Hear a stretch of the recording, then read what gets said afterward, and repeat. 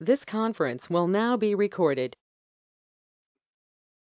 अद्य गुरुवासरः अथवा बृहस्पतिवासरः पौष कृष्ण तृतीया दिनांक 20 जानेवारी 2022 प्रसरण समीक्षे रक्त कासचिकित्सितम् शंखं चक्रं जलौकान् चारुदोर्भिश्चतुर्भिः सूक्ष्मस्वच्छातिहृद्यांशुकपरिविलसन् मौलिनं भोजनेत्रं कालाम्भोगोज्ज्वलाङ्गं कटितटविलसच्चारुपीताम्बराढ्यं वन्दे धन्वन्तरिं तन् निखिलगदवनप्रौढदावाग्निलीनम् प्रौढदावाग्निलीनम् ब्रह्मणो हि समारब्धाम् आत्रेयाद्येषु पूरिताम् अस्मदाचार्यपर्यन्तां वन्दे गुरुपरम्पराम् आयुर्वेदरतं वन्दे माधवाख्यं महागुरुम् आयुर्वेदामृतं सर्वं शिष्येभ्यो यः प्रदत्तवान् द्रष्टाज्ञानी दृष्टकर्मा कृतकर्मा तथैव च अध्यापको भिषक्श्रेष्ठो महान् संशोधकस्तथा गुणैरेतैः समुदितैः यत्कार्यं प्रतनोति सः समृद्धं हि कार्यस्य वयं न प्रयतामहे सरस्वत्यै नमो यस्याः प्रसादात् पुण्यकर्मभिः बुद्धितर्पणसङ्क्रान्तं जगदध्यक्षमीक्षते आत्रेयं प्रथमं वन्दे आयुर्वेदजगद्गुरुम् आयुर्वेदामृतं सर्वं गृहीत्वा हि सुरेश्वरात् अग्निवेशादिकेभ्यो यत् प्रयच्छति सत्तमः प्रथमं तन्त्रकर्तारम् अग्निवेशं नमामि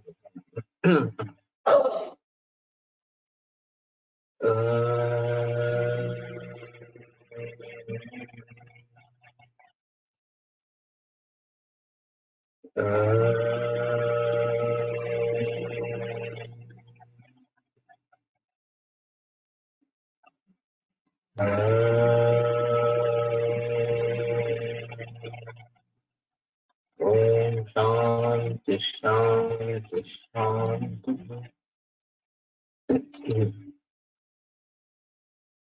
अथ बोलबद्धरसः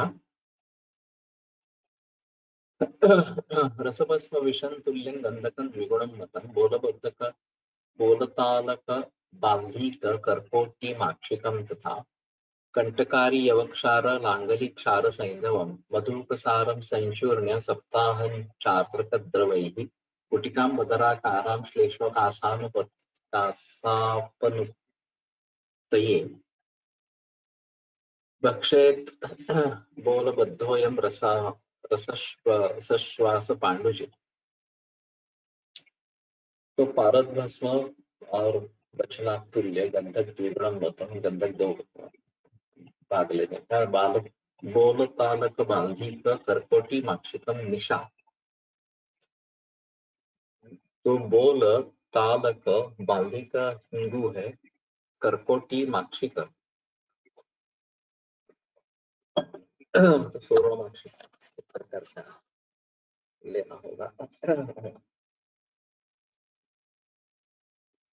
रस सिंधुता शुद्ध दक्षिणा विश्व संवाक शुद्ध गंधक दो भाग दो ताल गंध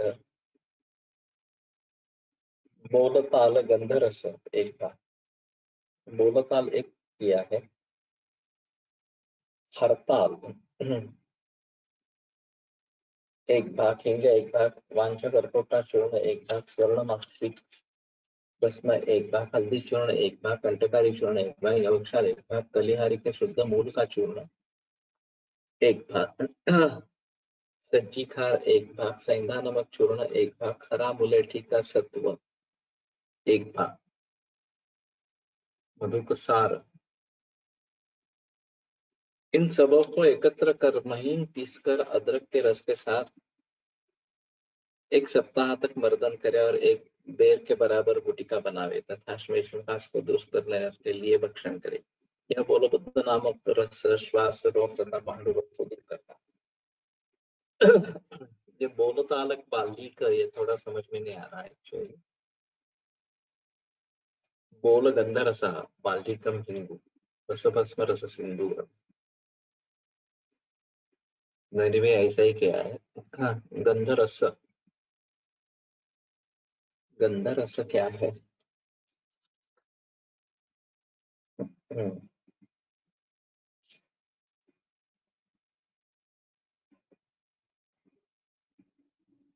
मैं समझा था तांबड़ा बोल रहेगा बोल शब्द से।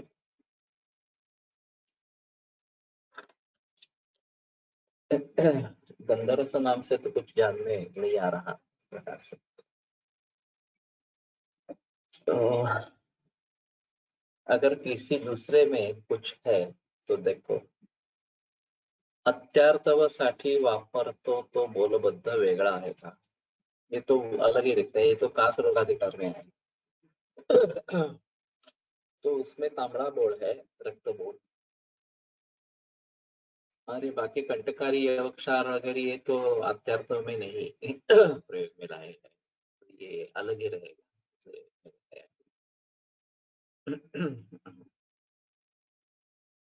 रसगंधक पिप्पल्यो हरितक्यक्षवासकम।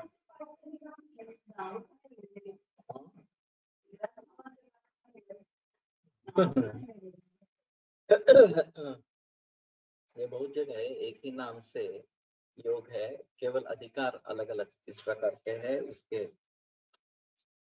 आधारभूत द्रव्य भी अलग अलग इस प्रकार के है।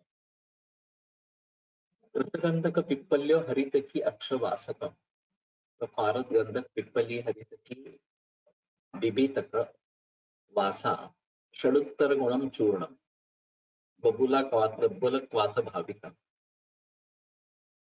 उत्तर गुणम चूर्णम। तो ये 1 2 3 4 ऐसा लेना पड़ेगा।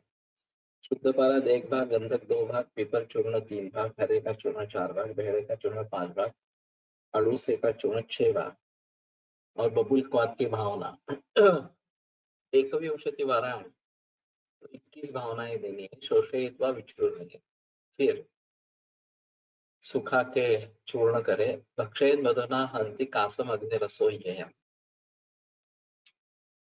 तो मध के साथ सेवन करने से ये अग्नि रस का हरण करता है, नाश करता है। तो इसमें जो इस प्रकार से प्रमाण के बारे में बताया जाता है, 1 2 4 8 ऐसे तो बलादि में प्रमाण बताए गए, 1 2 3 4 5 6 ये अग्नि रस में प्रमाण बताया गया है। उसके पीछे लॉजिक क्या है थोड़ा देखना पड़ेगा।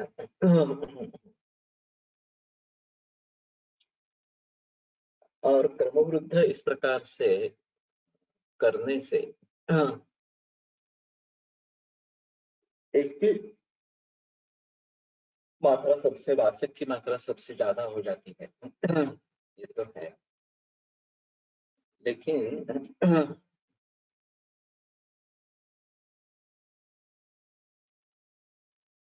और किस भावना देनी है, बबुल का पहली बार इस प्रकार से दिखाई दिया है।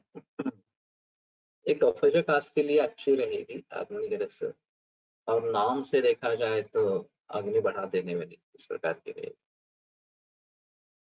अतः भृंगराज योग, भृंगराजस्य पत्रं तु चूर्णितं मधुना सह गोलकं धारयेद् वक्त्रे कास विष्टंभ शांतये। ये तो बहुत आसान है।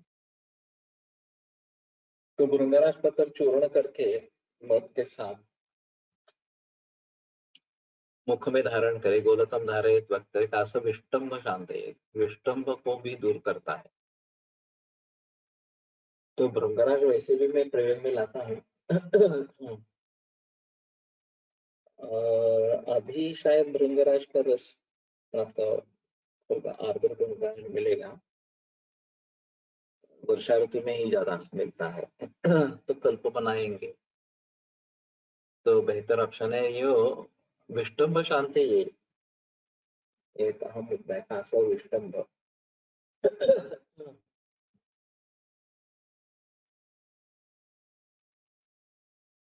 अर्थैरण्डस्य पत्राणां रसं पीत्वा कासचित्।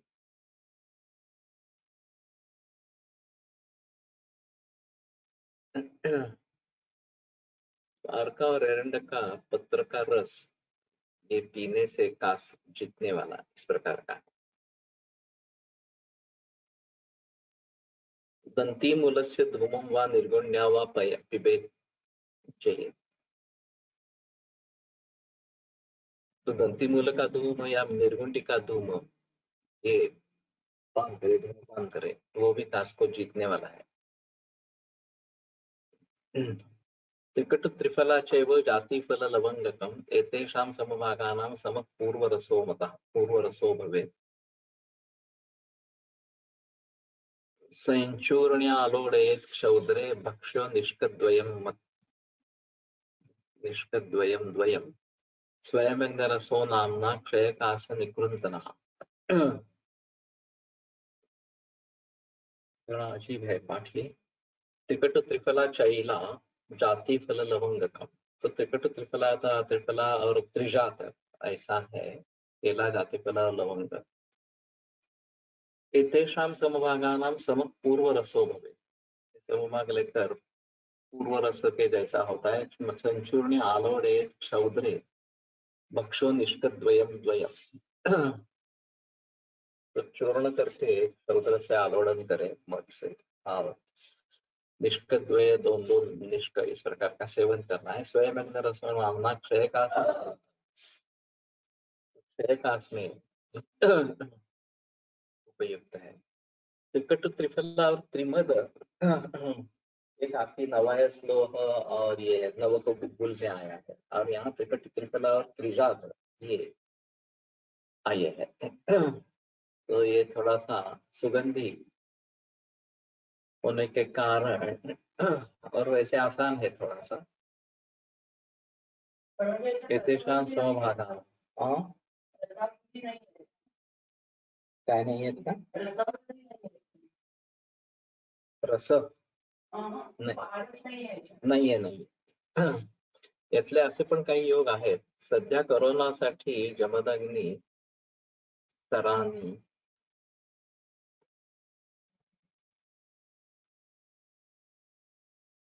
अन्य औषधासह भृंगराज सर्वत्र वापरला आहे. ओके.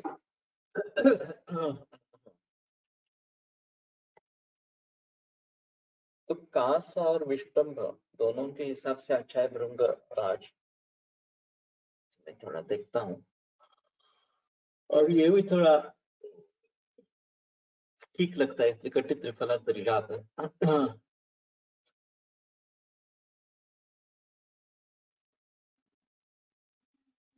और मत्स्य के साथ देना है। क्षयकास निकृंतन इंद्रावरण का मूलम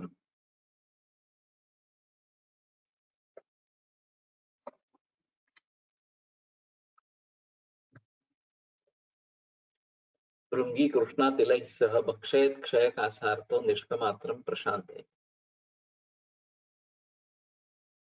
भक्षेत क्षयकासार्थो निष्कमात्रं प्रशांते।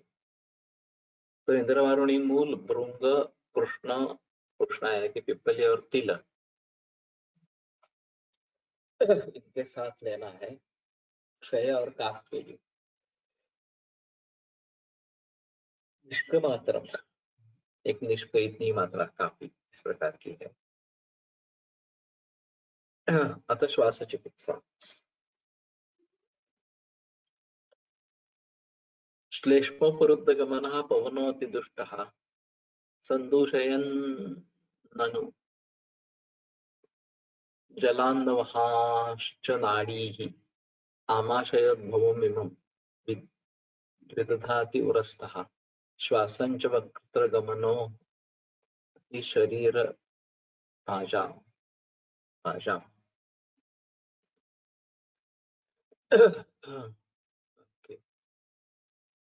कफोपरुद्धगमनः पवनो विश्वगास्थितः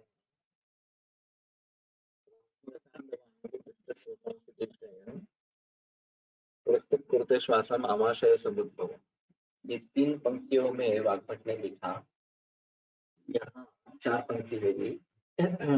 आशय परिगण वही है। श्लेष्मोपरुद्धगमनः पवना अति दुष्टा, वहां पवनो विश्वगा स्थिता इस प्रकार का। संदूषयन् अनुजलान जल अन्न वहाश्च नाड़ी, प्राण का उल्लेख ही नहीं है इसमें। तो उदकम और अन्नम स्रोतस को पुष्ट करके आमाशयोद्भवम् इमं विदधाति पुरस्तः आमाशयोद्भवम् इमं श्वासं च वक्त्रगमनो हि शरीरभाषा कहते हैं। तो मुख से सांस शुरू होता है, शरीर भाषा में यानी कि मनुष्यों में जो शरीर भाग है, शरीर धारण करने वाले है, इस प्रकार से आमाशय ध्रुव, इस प्रकार का श्वास जो मुख से आने लगता है, ये निर्माण करता है।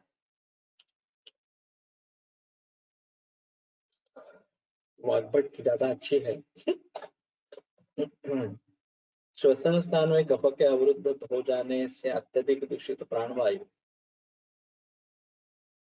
अग्नवाहक, अम्लवाहक तथा जलवाहक नाड़ी को दूषित करता हुआ वक्त्रगति, वक्त्रगति कहाँ पे है?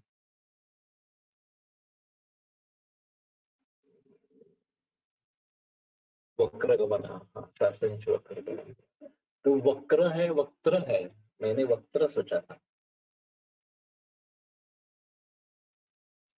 तो वक्र गति इस प्रकार का, मुझे लगता है मुख से आना यही बेहतर हो, वक्र गति होगा। वक्षस्थल में पहुंचकर श्वासोगास्मा उत्पन्न करता है, यह सर्वप्रथम आमाशय से उत्पन्न होता है। पुरस्त कुरते श्वासम आमाशय समुद्भव, वाग्भट की पंक्ति है। तो ये आमाशय समुद्भव है और उरस्त वायु है।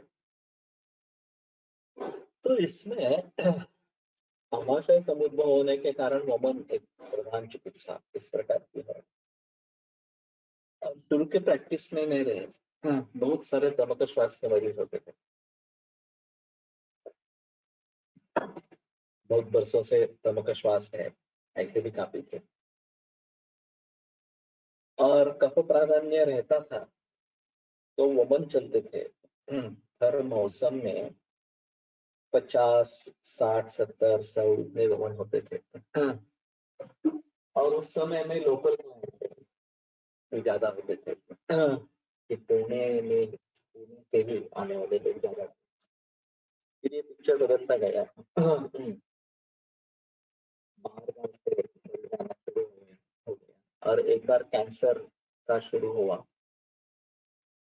तो अभी कैंसर ही बना रहा है, बाकी तो मकश्वास, अम्लपित्त, संधिवात ये सब कम हो गए।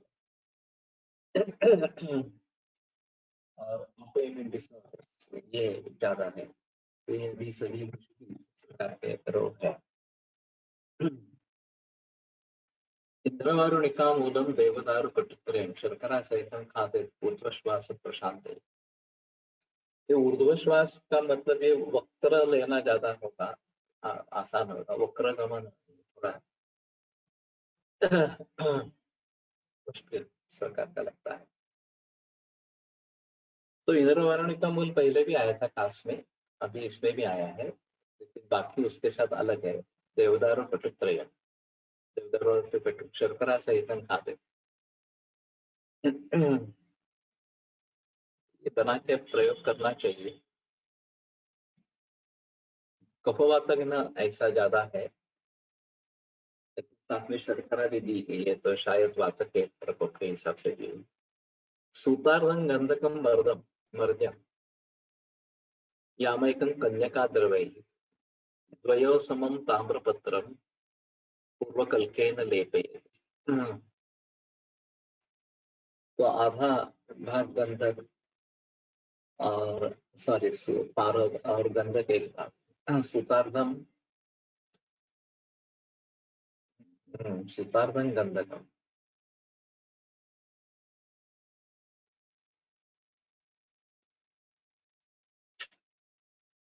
क्या अर्थ करे?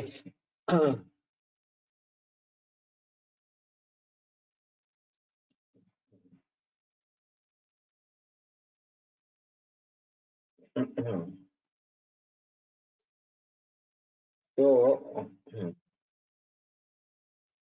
सूत पारद एक भाग और गंधक आधा भाग, ऐसा ही लेना ठीक रहेगा। सूत्रार्धं गंधकम मध्यम यामयिकं कन्यका द्रव्य। जनरली गंधक समभाग या दुगना होता है।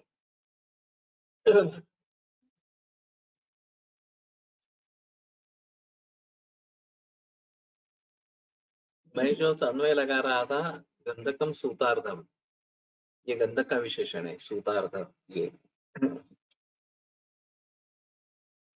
जिसमें आधा सूत हो, इस प्रकार का गंधक, तो गंधक दुगना और सूत एक भाग, इस प्रकार का अर्थ हो जाएगा। टीकाकार ने क्या किया है?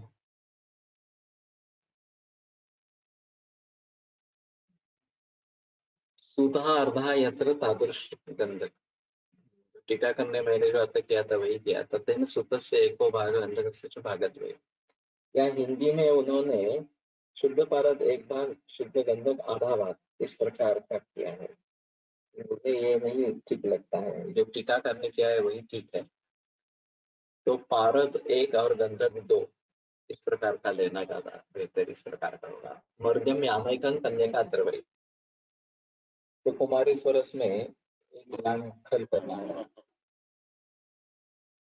द्वयो समम ताम्रपत्रम पूर्व कल्केन लेपे। इन दोनों के संभाग ताम्रपत्र लेने हैं और उसको इसका लेप करना है, ये पारद गंधक जली का। दिनैकम हंडिका यंत्रे पक्वम आदाय चूर्णयेत्।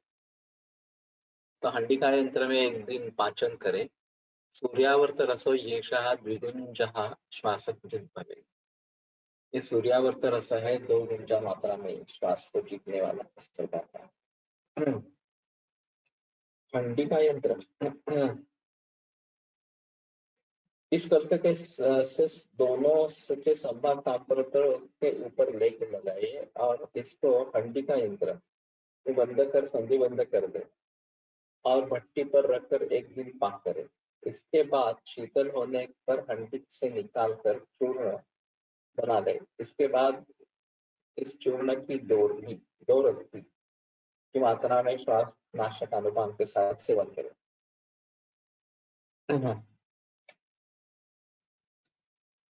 ये थोड़ा आसान है बनाने में, ज्यादा तकलीफ वाली बात नहीं है।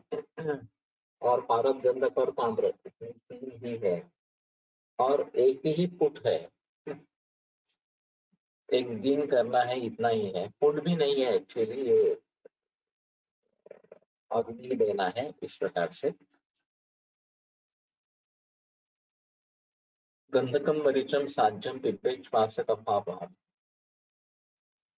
ये भी थोड़ा आसान है। गंधक मरीच और घृत, एक श्वास का कफाप, श्वास और कफ के लिए अच्छा, इस प्रकार का है।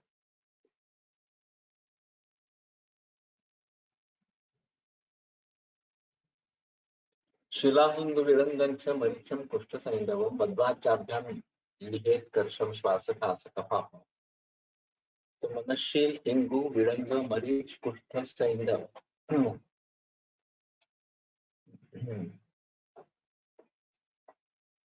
घृत और मधु के साथ एक कर्ष मात्रा में लेना है। श्वास कास कफाप, श्वास कास और कफ को दूर करने वाला है। शिला का मनुष्यला ये लिया होगा।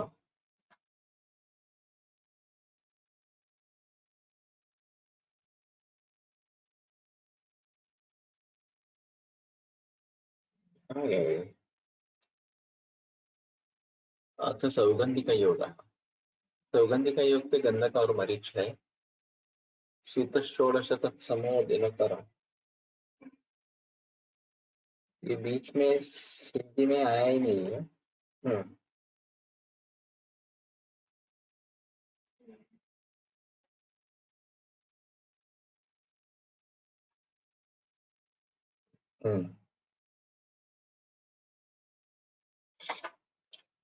ये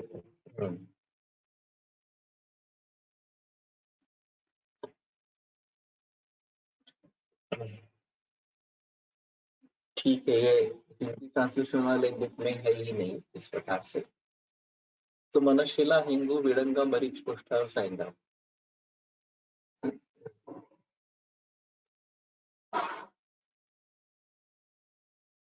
सूत षोडश तत्समो दिनकरस्तस्यार्धभागो बलिः सिन्धुस्तस्य समः सुसूक्ष्म मृदित षट्पिप्पली चूर्णितः जम्बीरस्वरसेन मर्दितमिदं तप्तं सुपक्वं भवेत् कासश्वासक गुल्मशूल जठर पाण्डुलिहन् नाशय।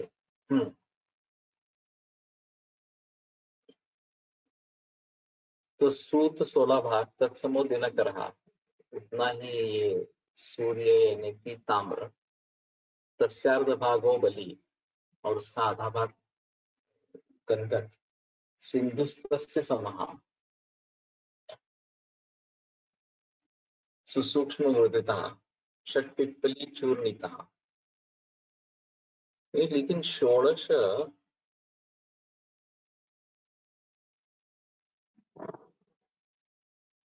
क्या मात्रा में लेना है? शुद्ध पारद 16 भाग, ताम्रभस्म 16 भाग, शुद्ध गंधक 8 भाग, सेंधा नमक 8 भाग तथा पीपर का चूर्ण 6 भाग, षट्पिप्पली चूर्णितः। तो थोड़ा सा लगा था षट्पिप्पली यानी कि 6 पिप्पली, लेकिन ये तो नहीं दिखता। शिलामध्ये शिला शिलाजतू म्हणून खाली टिक्केमध्ये आले आहे. ओके.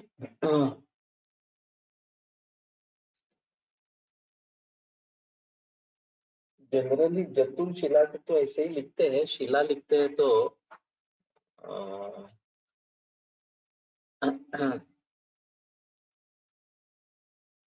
शिला ही लिख जाती है. थोड़ा सा देखना पड़ेगा. और ये पाठ ही नहीं है यहाँ पे.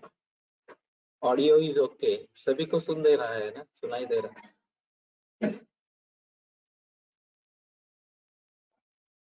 सभी सुन सक रहे हैं? सुन रहे हैं? Yes sir. ओके.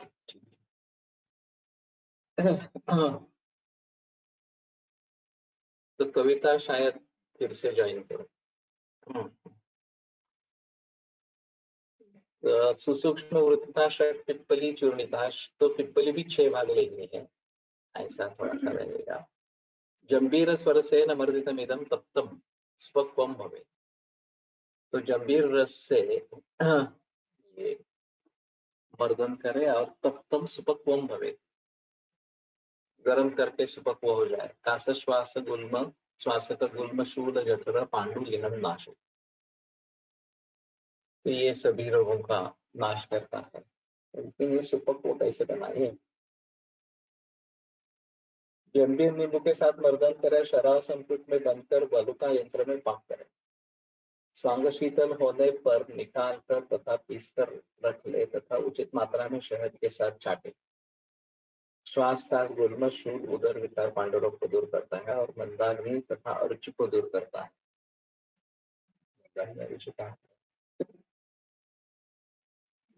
श्वास गुल्म शूल जठर पांडु मंदाग्नि को दूर करता, तो इसमें तो नहीं है.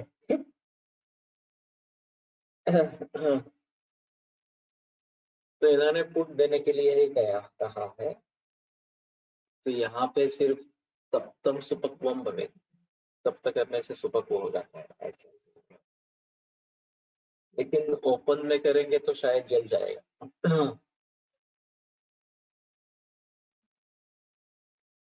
साधारणं तो वटकम वक्ष्यामि शृणु तत्त्वतः पारदं गंधकं चैव बलम एकम पृथक पृथक. तो एक साधारण वटक श्वासारी इसका काय था. पारद गंधक एक एक पलक वे अलग अलग. पलत्रयम त्रिकटुकम, 3 पलक त्रिकटु. वंगम एक पलम क्षिपे, इसमें एक पल वंग डाले. सर्व एकत्र संयोजनानि त्रीणि मर्दये, और 3 दिन मर्दन करे. मूत्रेण चतुर्था त्रीणि दिनानि परिमर्दये.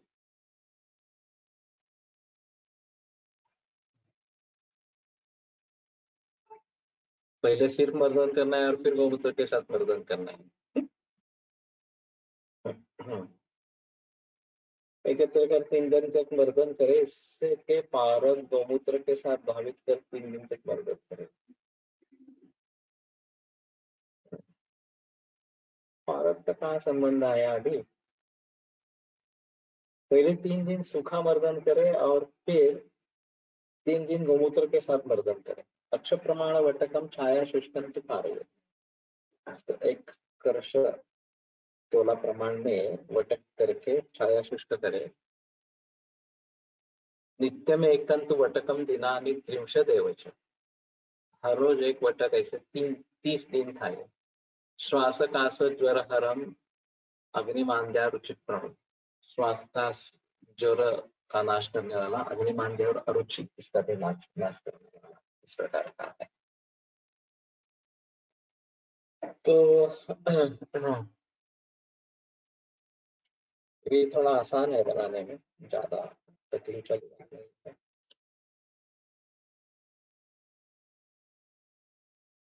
और केवल 30 दिन ही खाना है ऐसा बताया है।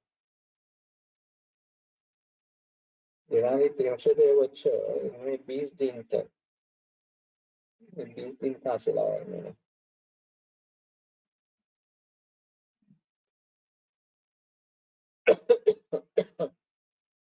त्रिंशद है तो 30 होगा, भाषांतर में 20 दिन किया गया है।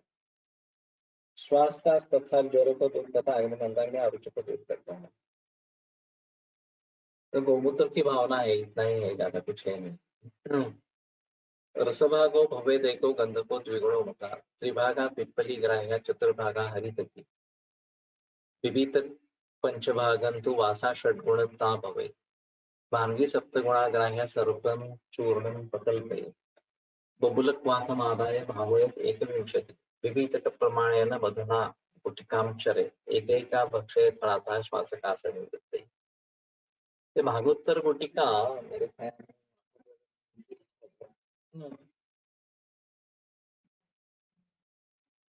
तो और वैसे बनाने में थोड़ी आसान है। ये भी हिंदी किताब में नहीं है, थोड़ा अजीब है।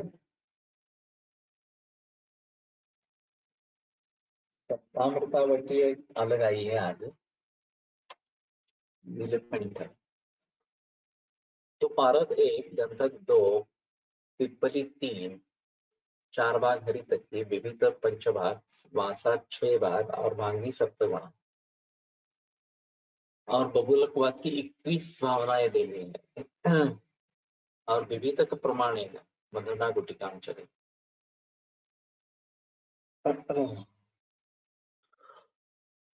ये भी काफी आसान है बनाने में।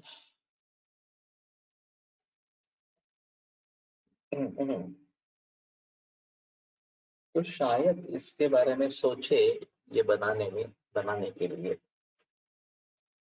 और बबूल का जो है वो हमारा जो देसी बबूल है उसका ही प्रयोग करना है। अभी हाइब्रिड बबूल काफी प्रचलन में है, लेकिन हमें इसमें प्रयोग करना होगा तो वो देसी बबूल का ही प्रयोग करना होगा। मूल है इस प्रकार से। श्रुतम सुलभम सुलोहम बलिम अमृतयुतम त्रिकम रेणुकाब्दम गंडीरम केशराग्नि हिंदू द्विगुणगुणयुतम मर्दयित्वा समस्तम कुर्यात् कोलास्ति मातरः सुरुचिरवटकान् भक्षयेत् प्राग्दिनादम् पथ्याशी सर्वरोगान् हरित च नितरां नीलकंठाभिधान। नीलकंठ नाम का योग है।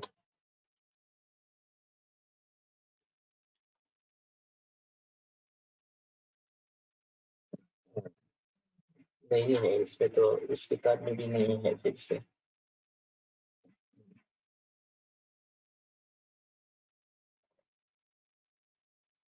हाँ सुलोह, शुद्धम शुद्धम सुलोहम बलिम अमृतयतम त्रिकम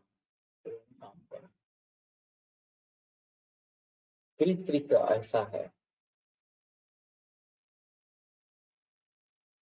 हाँ, गंडीरम केशराग्नि।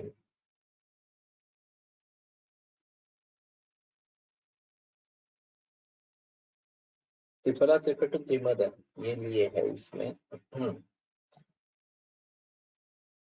तो पारद, ताम्र, लोह, गंधक और ये बचना विषय।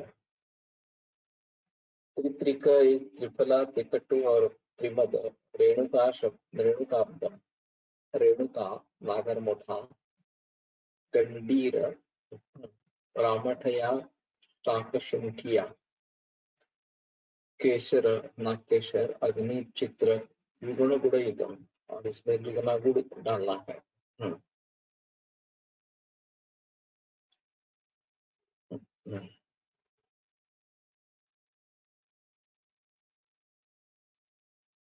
मर्दयित्वा समस्तम, कुर्यात् कोलास्ति मात्रां सुरुचिरवटकान् भक्षेत् प्राग्दिनाद। कोलास्ति मात्रा जितनी सुरुचि इस प्रकार के वटक बनाए और दिन के शुरुआत में सुबह में खाए। पथ्याशी सर्वरोगान हरिते चुनितराम नीलकंठा विधान,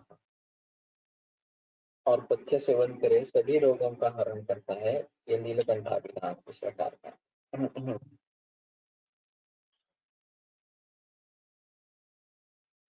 तो आया है श्वासाधिकार में तो ये थोड़ा करना पड़ेगा। देशी बबूल और हाइब्रिड बबूल को कैसे पहचाने?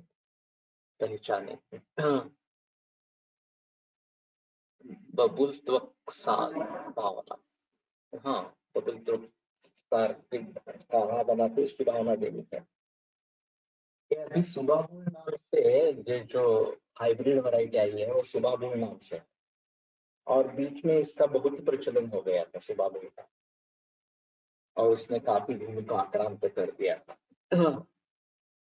वैसे देसी बाबुल की वैरायटी भी अपने आप उगती है, तो वो दिखाई देती है, उसमें ज्यादा संदेह की बात नहीं है। ये सुबाबुल मालूम नहीं किस दृष्टि से लाया गया, और बबूल का सबसे ज्यादा प्रयोग काष्ठ के रूप में ईंधन के लिए किया जाता है। वैसे दंतमंजन में इसका काफी प्रयोग हो सकता है, होता भी है शायद, लेकिन ये भावनाओं में खास करके काश श्वास में इसका काफी प्रयोग अभी यहाँ पे दिख रहा है। साल भावना, संहिताचा बेस घेऊन काही लॉजिक वापरून या कल्पांची निर्मिती झाली असावी की वीर्यवान व प्रभावी द्रव्याचे अनुभव आधारे एकत्रीकरण केले असावे। थोड़ा सा मुश्किल है बताना इस रिपोर्ट से। ये एक बड़ा ट्रांजिशनल चेंज है, मूल ग्रंथों से ये काफी अलग इस प्रकार के हो गए। कोलटकर सर का ये कहना था कि जो मूल तत्व ज्ञान है वो तो खास करके चरक में ही है, सुश्रुत में कुछ हद तक है। वाग्भट ने कल्प लिए इस प्रकार के तत्व ज्ञान को दूर रखा है, और फिर जो लघुत्रयी है, शारंगर, भाव प्रकाश, योग रत्नाकर या माधव निदान, इस प्रकार। तो माधव निदान केवल निदान का ग्रंथ है, माधव चिकित्सक का एक हस्तलिखित उपलब्ध है, लेकिन प्रचलन में नहीं है। माधव निदान मधुकुल पिता खास करके प्रचलन में है। बाकी योग रत्नाकर, शारंगर और भाव प्रकाश, इसमें भाव प्रकाश की खासियत निघंटु की है, और फिर उससे एक निघंटु की परंपरा आरंभ हो गई भाव प्रकाश से आगे बढ़कर, और काफी निघंटु अभी ये नेट पे भी उपलब्ध है। शारंगर का एक अलग तरीका है कि औषध कल्पना के अनुसार योग दिए गए हैं, क्या फकवा खाना, चूर्ण, तैल वगैरह इस प्रकार से, और फिर वो अधिकार लेके किन किन रोगों में वो योग आएंगे ये नीचे बताया गया है इस प्रकार से। तो ये एक थोड़ा अलग ही ढांचा बन गया कि औषधि कल्पनाओं के अनुसार शारंगर में इस प्रकार से जानकारी दी गई। योग रत्नाकर में कुछ नए डिसीजेस जैसे कि अम्लपित्त है, अम्लवात है, शीतलिका, मसूरिका वगैरह है, ये भी बताए गए। महाप्रकाश में भी वो सभी समा गए हैं इस प्रकार से। और इसमें रसौषधि आ गई, एक आम मुद्दा है योग रत्ना का जो महाप्रकाश है। तो बीच में ये रसशास्त्र का उदय इस प्रकार का हुआ होगा। और उन्होंने भी ज्यादा बहस की नहीं है रोग के कारण या लक्षण या उसकी अवस्थाएं वगैरह, इसके बारे में ज्यादा बहस नहीं है। तो सीधे उतर आते हैं औषधियों पर, और वो कैटेगरी वाइज औषध देते हैं, पिकवात है, गुटिका है, चूर्ण है वगैरह इस प्रकार से। और अंत में रस भी देते हैं, पारदेव के जो औषध है वो सभी अंत में दे देते हैं। तो एक ट्रांजिशनल चेंज जो निघंटु के बारे में दिखाई दिया गया, तो डॉक्टर सर का कहना था कि मूल ग्रंथों के आधार पर ही निघंटु की रचना हुई है और वही बेस रहेगा, लेकिन इसमें से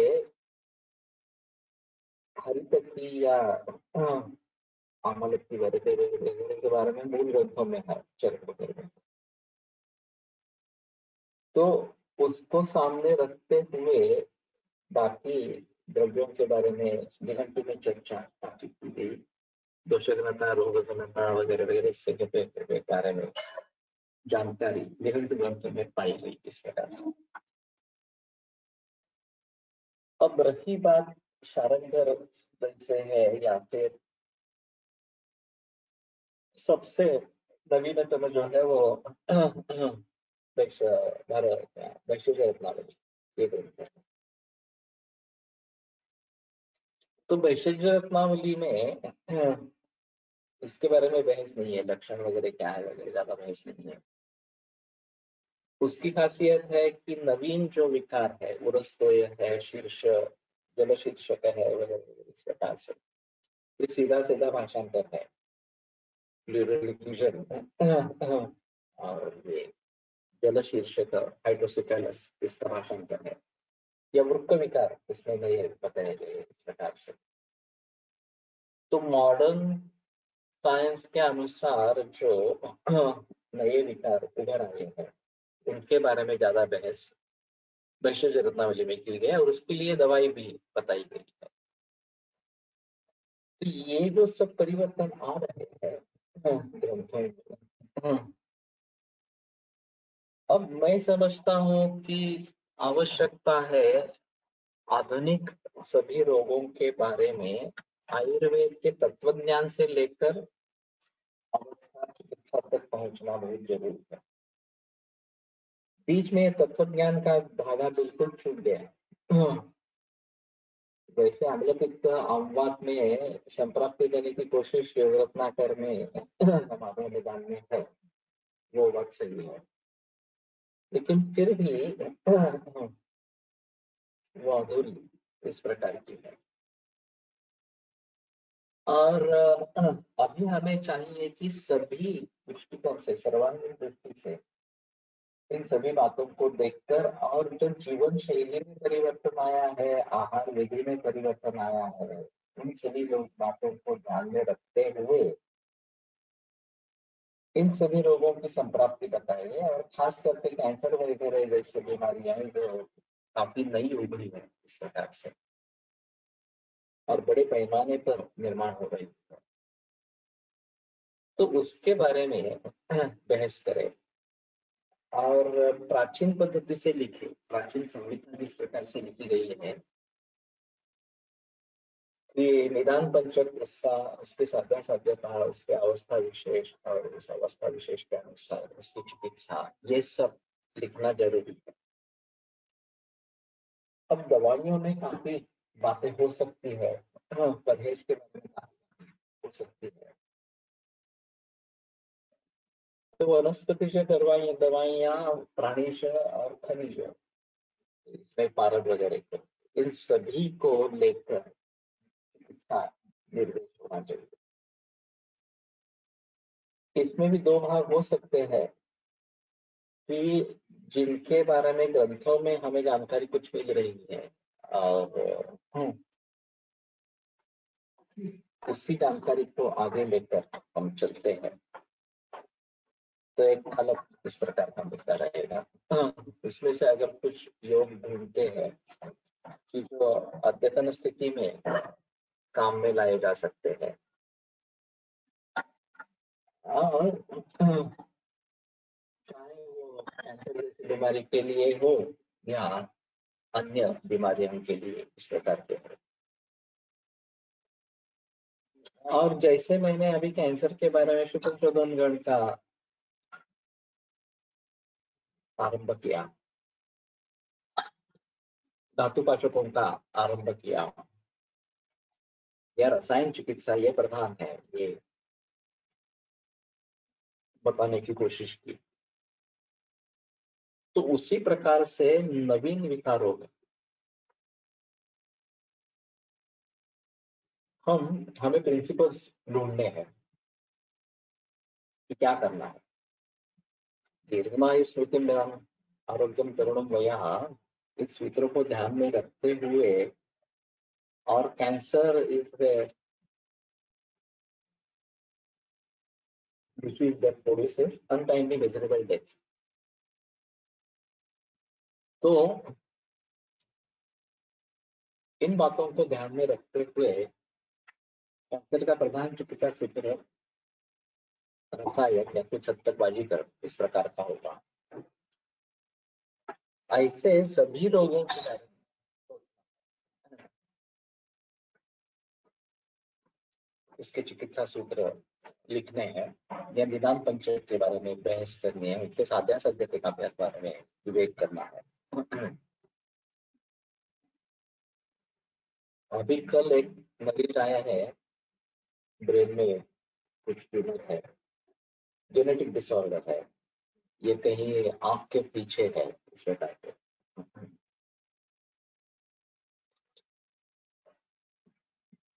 जो जनरली बिनाइन रहता है लेकिन मैलिग्नेंसी में कन्वर्ट होता है।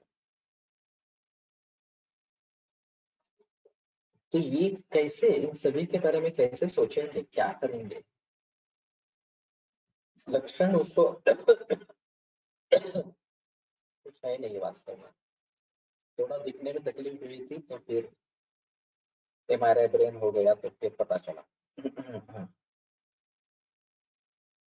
डॉक्टर्स कह रहे हैं जेनेटिक डिसऑर्डर है, बेंगलोर चिकित्सा में विओ असं काहीतरी नाव आहे काढून बघितलं.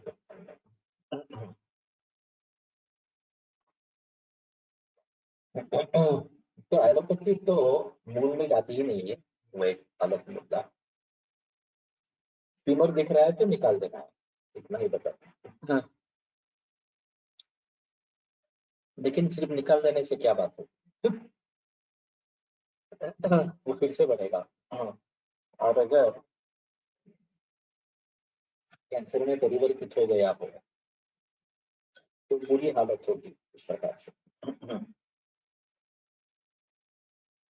तो इन सभी के बारे में कैसे सोचेंगे, ये एक बड़ी समस्या इस प्रकार की है। इसलिए मैं चाहता था कि सभी आयुर्वेदिक ग्रंथों में जो भी जानकारी है उस सभी जानकारी को पहले इकट्ठा करें। जैसे कोई भी रिसर्च अगर करते हैं तो उससे पूर्व क्या क्या रिसर्च हुआ है ये देखना अनिवार्य होता। तो उसी प्रकार से ग्रंथों में जो जानकारी है उस सभी जानकारी को इकट्ठा करें।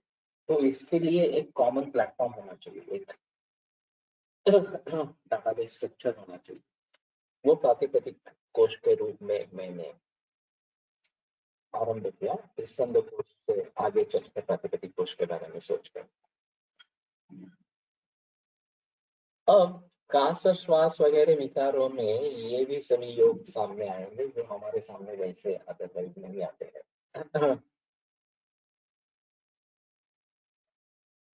लेकिन इन सभी का प्रयोग हम आईएलडी जो है ischaemic lung disease, ischaemic idiopathic lung disease वगैरह इस प्रकार से, या फिर लंग फाइब्रोसिस वगैरह इस प्रकार से, या लंग कैंसर वगैरह इस प्रकार में कर सकते हैं क्या?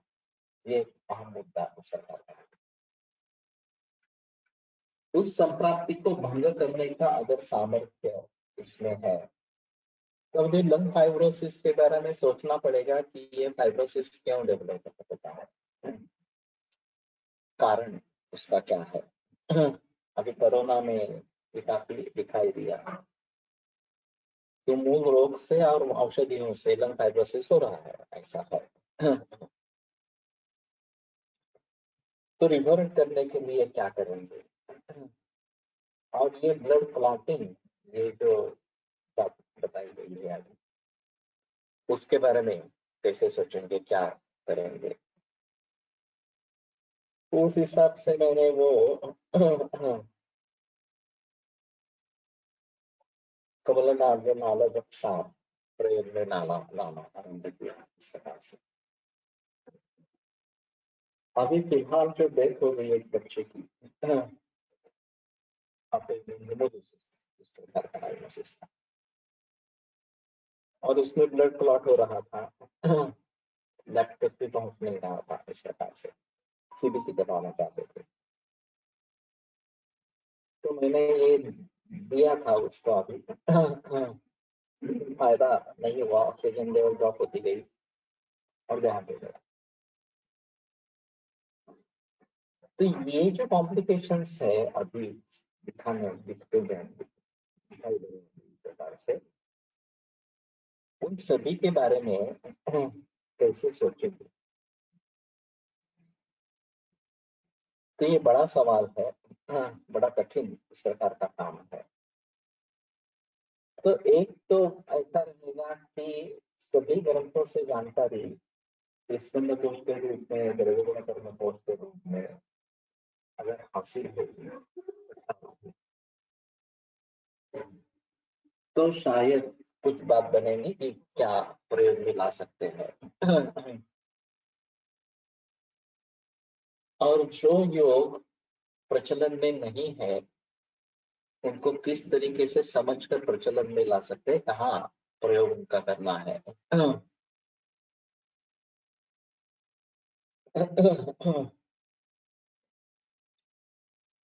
और ज्यादा जो है कठिन काम, वो इन सभी अवस्थाओं को समझना त्रिदोष सिद्धांत के आधार पर, और चिकित्सा सूत्र निश्चित करना, ये बहुत कठिन काम। और कम से कम जो कॉमन डिसीजेस है, कैंसर से लेकर बहुत सारे डिसीज, ऑटोइम्यून डिसऑर्डर्स भी काफी कॉमन होने लगे हैं, और ये तो बढ़ते रहेंगे अभी वैक्सीनेशन के बाद।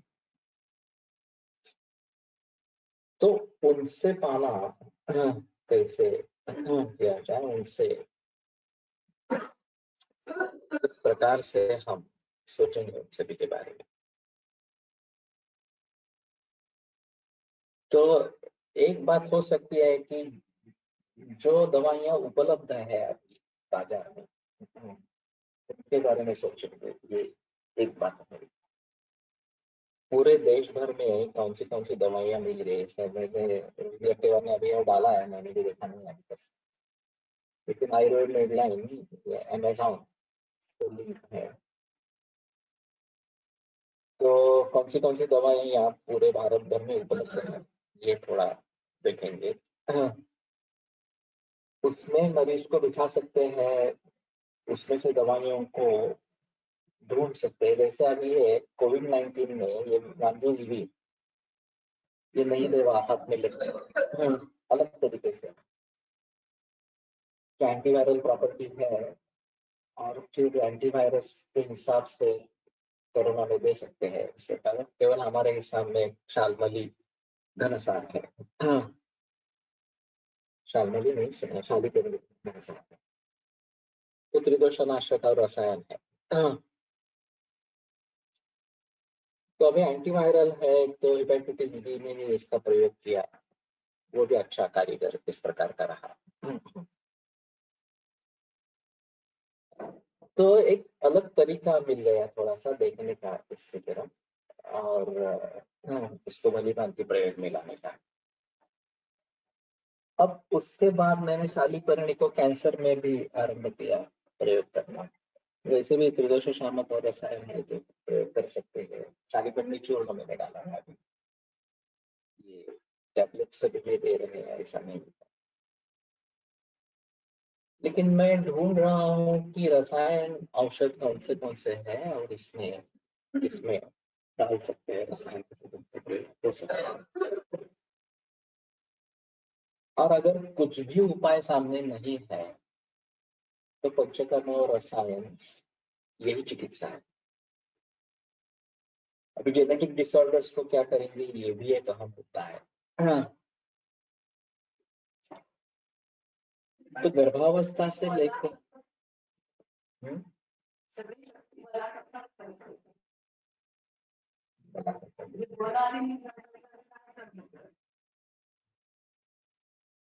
इसीलिए तो रसशास्त्र का प्रयोग करना ज्यादा बेहतर है। पंचकर्म के लिए ये बड़ी मुसीबत होती है। अगर बल कम है तो पंचतंत्र ये नहीं कर सकते इस प्रकार से, पंचकर्म नहीं कर सकते। अगला मेरा जो व्याख्यान है 500 स्मृति व्याख्यान में वो रसशास्त्र की उपयोगिता इस विषय में आगे विद्वान को होगा। थोड़ी कोशिश करेंगे कि ये कल जैसी तकलीफ न हो, नेटवर्क इशू न हो इस प्रकार से। लेकिन मालूम नहीं है। अभी रोहित रेड्डी ने कहा था कि एक बार चरक के वाचन के समय में ये करें। ये काफी पहले वाचन में भी हुआ है इसके बारे में जिक्र, दूसरे वाचन में हुआ है सूत्र जो 7वें अध्याय के बारे में बात कर रहे थे, तो उसका रिकॉर्डिंग अवेलेबल होगा, वो देखेंगे तो चलेगा थोड़ा सा। और गुरुकुल में मैंने काफी बार जो मुद्दा छेड़ा है प्रकृति के बारे में जो है। तो अभी मेन मकसद जो है हमारा उद्देश्य जो है, तो आज की स्थिति में आयुर्वेद की दृष्टि से निदान कैसे करें, चिकित्सा कैसे करें, ये सबसे अहम मुद्दा। निदान में काफी परिवर्तन आ गया है और ढेर सारी इन्वेस्टिगेशन आ गई है। उनका इंटरप्रिटेशन क्या करेंगे, ये उनको टाल भी नहीं सकते हैं, ये तो बात सही है। फिर इंटरप्रिटेशन कैसे करेंगे ये एक मुद्दा रहता है। और जैसे मूल संहिता है चरक से लिखी गई है, खास करके चरक लिखा गया, उसी के आधार पर नई संहिता बननी चाहिए, जो कि 2 हिस्से होंगे, एक स्वस्थ वृत्त और एक आतुर। इस प्रकार स्वस्थ वृत्त में क्या क्या परिवर्तन आया है, इसके बारे में काफी बहस करनी पड़ेगी। खाने पीने की चीजें, दिनचर्या वगैरह सब बातें बदल रही है इस प्रकार से। और रोगों में प्राचीन रोग और अर्वाचीन रोग नए नए इस प्रकार से उभर आए हैं और इसकी संप्राप्ति अलग अलग तरीके से हो रही है। डिसऑर्डर्स ये तो काफी अलग तरीका है। और उसका संबंध है ये जो खेती वगैरह में जो परिवर्तन हुए हैं उसके साथ में है, उन कारणों को जोड़ लेना चाहिए। अभी भी हम मोबाइल के जरिए होने वाला रेडिएशन, टावर के जरिए होने वाला रेडिएशन के बारे में सोच नहीं रहे हैं। HIV को भी ऐसी एंटीवायरल कुछ इस प्रकार से करेंगे। तो शालीपुर में इसमें भी काम करेगी ऐसा अभी मुझे महसूस होता है। तो राजा एक्सपा को लेकर लोग चलते थे HIV के बारे में, काफी अच्छा सक्सेस होता है। एड्स न हो, केवल HIV पॉजिटिव है वो भी निगेटिव करने की कोशिश करेंगे तो बात हो सकती है। तो कहने का तात्पर्य आपसे ये है कि इन सभी बातों को ध्यान में रखते हुए आगे कैसे जाना है ये सोचना पड़ेगा। और ये बिल्कुल आसान काम नहीं है, बहुत कठिन इस प्रकार का काम है। अभी फिलहाल व्हाट्सएप ग्रुप में जो भी चलता है वो बहुत क्या कहेंगे ऊपर ऊपर इस प्रकार का है। गंभीरता उसमें बिल्कुल नहीं है और मूल रूप से आयुर्वेद समझने की कोशिश नहीं है। ये हुआ है, ये किया, इससे अच्छे रिजल्ट हो गए, बस सभी संतुष्ट है इस प्रकार से। तो निदान पंचक के बारे में जिक्र होना बहुत जरूरी इस प्रकार का होगा। ठीक है, आगे बढ़ेंगे कर 52। आयुर्वेद प्रकांड निगदित इह हि शल्यतंत्र प्रधानः शिष्टेभ्यः शाश्वतोऽयं निखिल जन कृपा व्याप्त चित्तेन येन आयुर्वेदस्य वाञ्छन् पुनरपि भुवने तां च सुष्ठु प्रतिष्ठां श्रेष्ठं धन्वन्तरिं तं प्रणमति च सदा वैद्यवर्गो निमन्नम् वैद्यवर्गो निमन्नम्।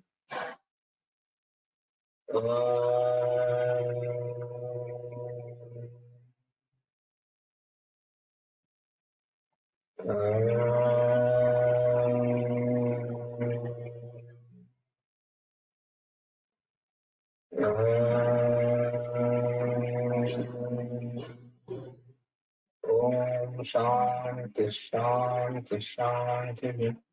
विरम्यते व्याख्यान व्यापारः। श्वः पुनरपि